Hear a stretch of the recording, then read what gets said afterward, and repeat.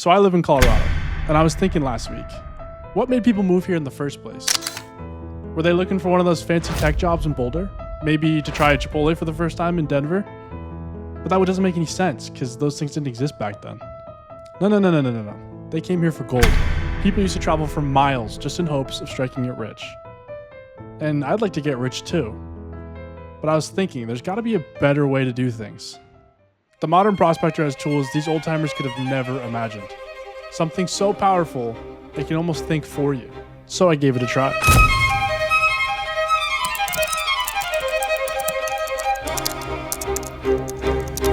Then I saw it.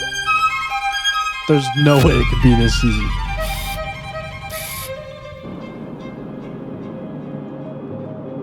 So my friend Anthony and I headed for the little town of Gold Hill.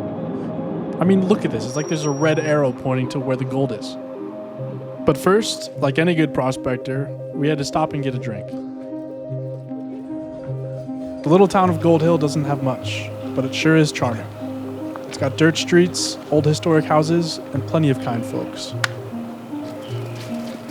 But that's enough messing around. Just outside of the town, I found a little stream. And this is where I tested for gold. First off, let me go over the tools you need to be a gold prospector. First important thing is a gold pen. I got mine for $10 off Amazon. That's not even 1/500th of an ounce of gold. If that scares you, you're not cut out for it. Second most important thing is a trusty shovel. I had mine sitting around. Anyways, I grabbed some dirt and I took a test pen. I literally just learned how to do this from a YouTube tutorial, so don't criticize my form. The results were not very promising. But you know that saying that 99% of gamblers give up right before they hit big? Only a fool would give up now. I knew there was gold close by, so we headed downstream. Now, if you're new to this whole gold panning prospecting thing, don't worry.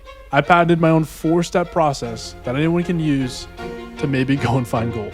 Step 1 is to find a moving water source. This is the easy part. Step 2 is to start shoveling dirt. Typically it's supposed to be down in the river, I think, but it was really cold that day.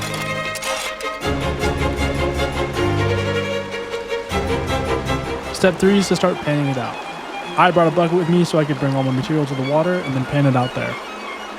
I also use this gold snuffing tool to collect some of the fine material that collected in the cracks in the rocks and pan that out too. Here's how I pan for gold from what I learned online. The first step is to give the pan a good shake in the water. Gold is about 18 to 19 times heavier than water and heavier than most other materials that you'll find in the dirt. So when you shake the material, it'll sink to the bottom. The next step is to repeatedly wash your material through the riffles in your pan. You do this by running water over it, which washes away the looser material over the top and leaves the heavier material at the bottom so you can look through that specifically. What you're really looking for is this black sand. It's a much denser sand, and that's where you'll find gold getting trapped. Now, if you've been following along, you might be wondering what step 4 is. And in this case, it was to throw my shovel in the ground and give up, because I've literally spent like 20 hours looking for gold across the state. I haven't found a single fleck, not even like dust.